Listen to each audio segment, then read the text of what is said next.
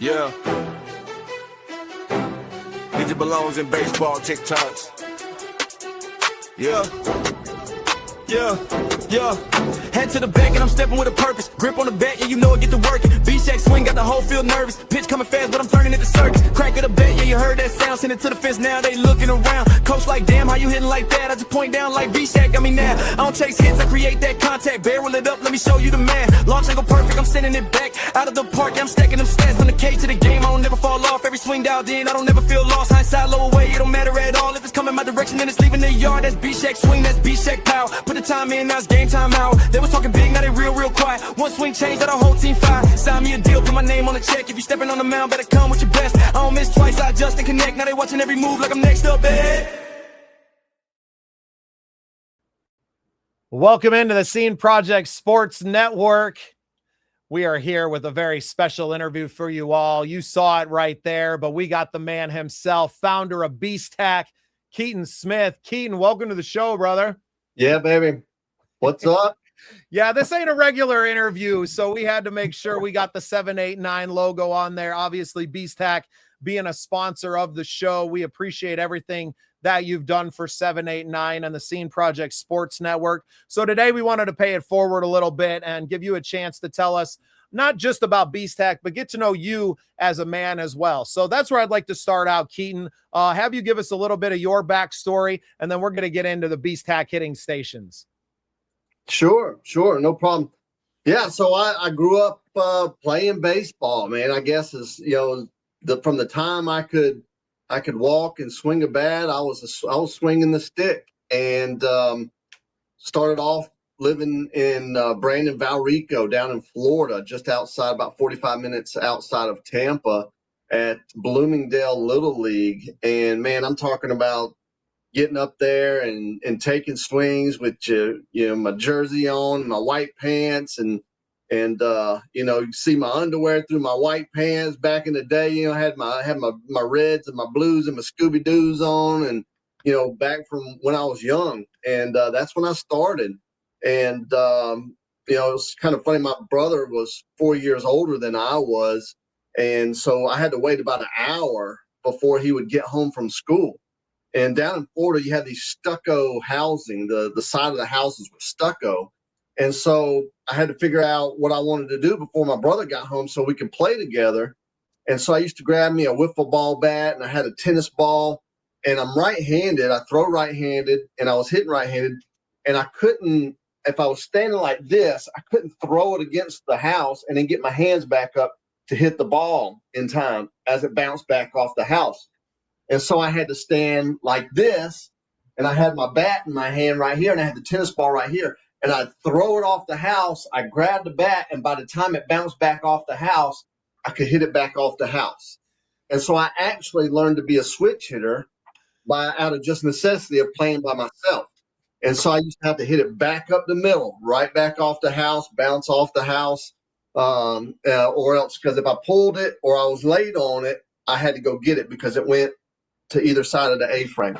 So anyway, so that's kind of how I grew up learning how to play baseball. And it was just a real fun time. Florida has year-round baseball. It's awesome. And wound up leaving there probably around 7th grade and moved up to Georgia. And finally, I was always a part of like kind of the worst teams, like in Little League, and then finally in high school, man, I got to be a part of a really good team, baseball-wise. We had a really good coach, and we were taught the fundamentals. And we were all a bunch of mediocre ball players. We had some guys that were better than average. We had some guys that were average, and we had some guys that were below average. And we were just taught the fundamentals. And so we wound up being a really good group of ball players. And so high school was really fun for me. And I learned to play every position. We had a bunch of good ball players from the time I started as a freshman and sophomore and then junior and then senior year. You always have to kind of move around because the higher you get up in your levels, the more you have to be flexible. And I don't know if they do this very much anymore, but, a lot of your better players were pitchers and shortstops and center fielders and things like that. And so but I learned to play third base and shortstop and left field and right field, and wasn't really fast enough to ever play center. And we had a guy named Tony Moore, so he had that place covered up. So, but anyway, wound up switch hitting and getting to go pretty far with high school, and then wound up getting a college scholarship to go play college baseball. Played throughout college. Then senior year, I was second team All-American for the NCAA Rawlings, which was chosen on by the coaches in the Southeast region. And so that was a cool award and a cool selection to be a part of. I actually didn't even find out about it until I went in the class one day. I was in the business management section of school. That's what I was going to college for. And I walked in, and one of my professors was like, "Oh, we saw you in the paper," or "I saw you in the paper, congratulations." And I'm like, "What are you talking about?" And she's like, "Oh, you was All-American NCAA Rawlings or something like that." And she's like, "Here, I got the paper. You want to see it?" And I was like, "Yeah, sure, that'd be cool." And then I saw it, and I was like, "Man, that's awesome. I wish somebody would have told me about it, So anyway, played all over in college as well.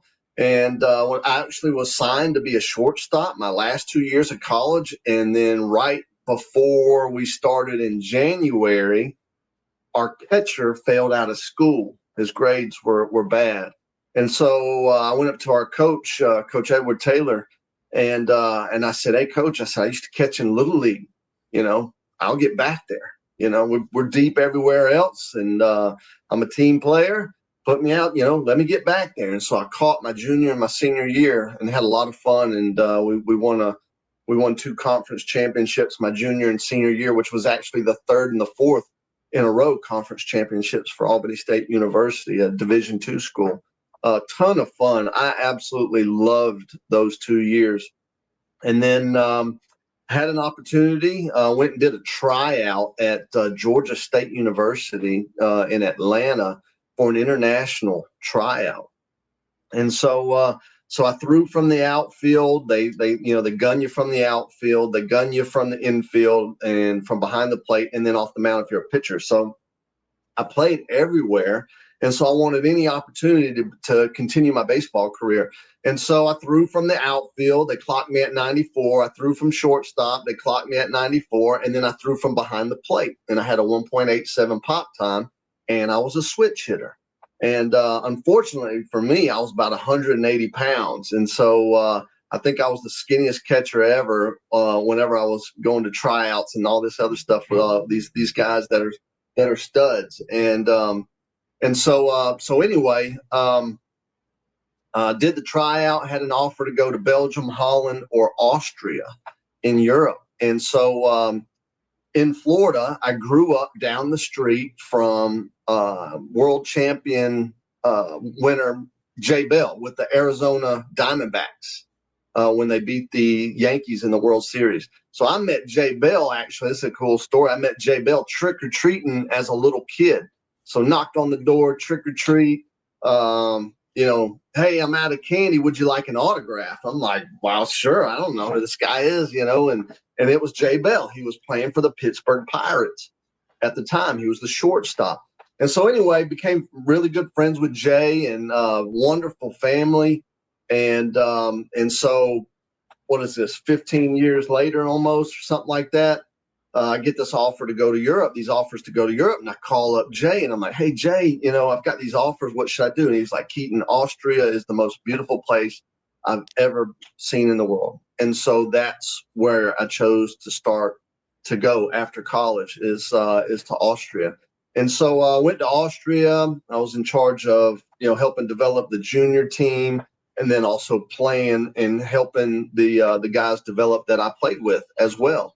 And so anyway, so what we had, it was a lot of fun, and definitely it's a step down in competition, but it was an incredible experience. Halfway through the season there, I was already pre-committed to play with a USA Athletes International Tournament team in Stockholm, Sweden. And so I went to bounced out of the Austrian League for the week to fly to Stockholm, Sweden. I met up with my USA Athletes International baseball team in Stockholm. Spent a week there playing an international tournament. Had a fabulous time there. It was a lot of fun. Sweden actually has great baseball too, by the way.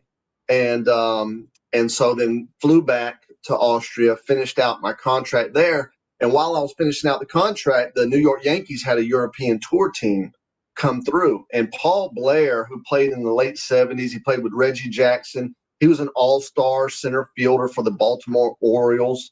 So Paul Blair and Larry Massaroni were the two coaches for this Yankees European tour team promoting baseball through Europe. And so they came through, and we put together an Austrian all-star team to play their prospect team, the team that they were traveling with.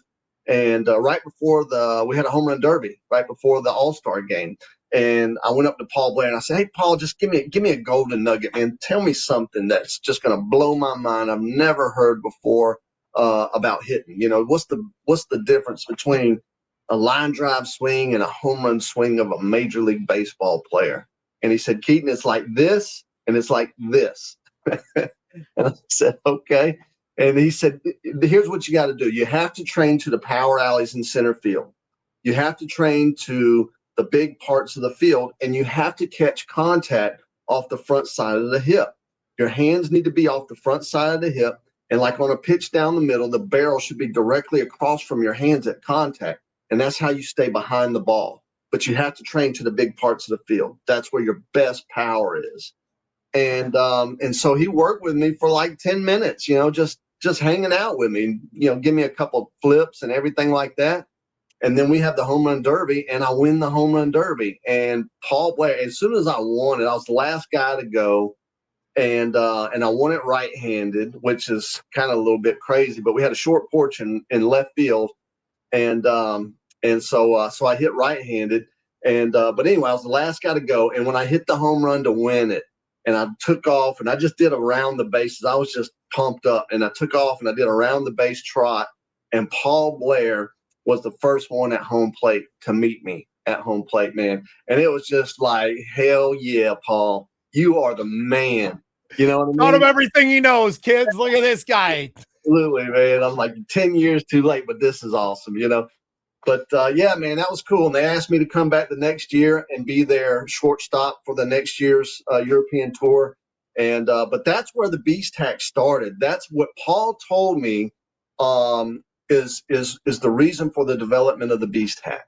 And now we've got a good product. We're teaching kids the fundamentals. You don't have to pick up a ball. You don't have to throw a ball. The angles of rotation tell you everything about what your hands are doing at contact. And now Parks and Rec are putting them in. It's slow, but you know, that's what we need people to do. We need people to call up their local Park and Recs and say, "Hey, we need to get some Beast Hack hitting stations out here." Because at the end of the day, man, all these parents will have to do is bring their kid and a bat up to the park, and a parent or a coach with no hitting experience whatsoever can help these kids become better. And that's massive. And we've had our setup in the backyard now for less than a week, but I've already seen it. Now we haven't got to take it to the game yet, but seeing the difference that it's made with my kids, because they only get reps when they're at the Park and Rec. And we had, we got some balls that are down there, but kids are stealing the balls, and the bats that are in there aren't great bats. And it just makes it really, really tough, where the Beast Hack has kind of changed that. I got a video I'd like to add up here. You sent me some of this stuff, and I want to put this one up here. Sure. And you can kind of narrate it if you need to. I'll kind of mute the video, and you can just tell us. This is the startup video that you had sent me. So just kind of put this up there, and you can explain a little bit of what's going on here with the Beast Hack and some of the features on it. Yeah. So what we really want to do is we want to make sure the kids are standing in the right spot. You know, the basic of what is step one if I want to hit a baseball or a softball. You want to catch that ball out front. So with kids, you want to make sure that they're standing far enough back to when they trigger and they take that step, that stride, that at contact, they're still catching that ball out front. And so what he's doing right here, he's looking to see if he got that 6 o'clock to 12 o'clock rotation. Because when you're working on a pitch down the middle, you want to hit that ball back up the middle. Bam, right there. If it goes 6 o'clock to 12 o'clock, you got perfectly behind the baseball. And if it goes to the side like that, you're either getting inside the ball or outside the ball. And so for youth, and even, as for me, especially all the way up, all I ever worked on was a pitch down the middle, because that's a pitcher. See how that ball swung to the side? He got around that ball. And when you get around the ball like that, that means you're throwing the barrel out there too far. You're not getting your hands through and then letting the barrel come through. So once the kids start to see and understand these angles of rotation that the ball assembly is taken, they understand how to fix their hands, right? And so even like once the parents understand this, the parents with no hitting experience whatsoever can start to sit there and help their kids become better hitters. So that is the purpose of it. Well, and it's giving you real-time data that you don't necessarily get hitting off a tee. You're not chasing balls around. You're not having to sit there with them and put the ball. These kids can sit in the backyard, and my kids did it all day last Saturday and Sunday, where they're just out with the bat. And they didn't even need the best bat, right? Like, we have an old T-ball bat, a little 26-incher, right? But it's good enough for them to step behind. And what they need to see more than anything, especially my kids are 9 and 10, they need to see the bat hitting the ball over and over again, seeing that rotation, building those reps in there. And I've never seen anything on the market better for that than this. And for people that can afford to put one behind their home, look, if you're playing baseball and your kids are playing competitive baseball, you're spending over $1,000 a season on shoes and new bags and a new mitt and $300-$400 bats that are out there. Go get yourself a beast tack for $1,000 that will last them the entirety of their career. And all you got to do is replace the ball assembly in it. It's a no-brainer on the value side, to me anyway. And for the parks and rec that are establishing those, what better way do you have to give back to these generations upon generations of kids that are going to be using this system? I mean, we just need to tell people about it and get these things out there. And I think it's really easy to see, especially just watching a video like we just did of like, oh yeah, we need one of those. Yeah, absolutely. Park and rec, I mean, they're there to enhance the park for the community. They're going to spend your tax dollars to enhance the park for the kids and adults. We've got down in Orlando at Red Bug Lake Park, they actually put in 3 beast tacks at the adult softball fields. And all the kids are using it while moms and dads are playing, and even the adults are using it too. But I mean, they're starting to go up. It's just a long sales cycle with Parks and Rec, and that's why we're just we're really just trying to find all the ways we can to get the word out there about it. And the kids love it. The kids love it. Red Bug Lake said the kids will be there on Saturdays, lined up, waiting their turn to hit in it. Because at the end of the day, batting cages really aren't making youth players any better. Batting cages are just what's been around forever. There hasn't been anything new, And so what we're trying to do is we're trying to teach the kids the fundamentals, the basics. We're trying to help them to build muscle memory, right? Every swing a kid takes on a beast tack is going to be at a strike. Every swing a kid takes in a batting cage is going to be here, right? And all that stuff. And that's not how you build muscle memory. Now, you absolutely need a cage because a kid needs to work on their timing, but you have to build a foundation before you build on your timing, right? And so because you want to groove that swing, and it's just one of those things to where you take 5 to 10 hacks and then you step back, you let the next guy go. And then now all of a sudden you've had a chance to think about what you just did, what you just saw, capture that feedback, think about what you're doing, because baseball is a thinking game. It's not just about hitting it, watching it spin, stopping it, and then hitting it and watching it spin and stopping it. It's hit it, watch it spin, understand what you just saw, let it spin until it stops, take a breather, step out, dig back in, gather yourself, just like a game scenario, and now moms and dads can do it from the bench over there at the rec thing, and a lot of these kids nowadays, they want to do it themselves, and so this is a perfect opportunity for that. I mean, we put Major League Baseballs on the ball assembly. We sent you one so you could check that out. I mean, this thing is built in the USA. It's all about quality. I didn't want to get involved with the with a bad quality product, getting it cheap, selling a bunch of them. Like, this was really specifically to help kids, because a lot of the better instruction has gone into travel ball, high school, and college nowadays. And recreation, God bless them, they're volunteers, they're doing the best they can, but sometimes they're teaching these kids absolute nonsense. And it's just stuff that they're just hearing, they're regurgitating, and they're doing their best, right? So here is something that actually we can put out there for people to come up to whenever it's convenient for them. They can work on the swing. I mean, now, have you ever had a chance as a parent sometimes to go to Walmart, spend $35 on a bat, take your kid up to the park because they said they wanted to play baseball or softball, let them take some swings. This is going to be fun for them. If they swing and miss, it's like good practice swing. You know what I mean? You hit a tee, it falls over, they got to pick up the ball. It's a little discouraging for kids, right? And so now we've got these electronic counters that we're wanting to implement into the future to connect it in with an app so these kids can compete nationwide on an app of how many spins they get. We can kind of gamify it, And then for the older kids, we're actually going to take that same electronic counter. We're going to use AI to convert the amount of time it takes it to take one full rotation, and we're going to convert that to exit velocity. And so now we can kind of gain the interest of the older kids too, right? And so, so that's the plan. We built it for the kids. All this has been for the kids. It's a great product, and it's you just take some hacks. It's incredible. Looking forward to having one in the backyard here and taking it down to let our kids' teams use them as well, and watching it improve the play of our youngsters. We live in a small town, brother. We don't have a lot of resources that can get put into that. They spent a ton of money putting up new batting cages and raising money in the community to do that.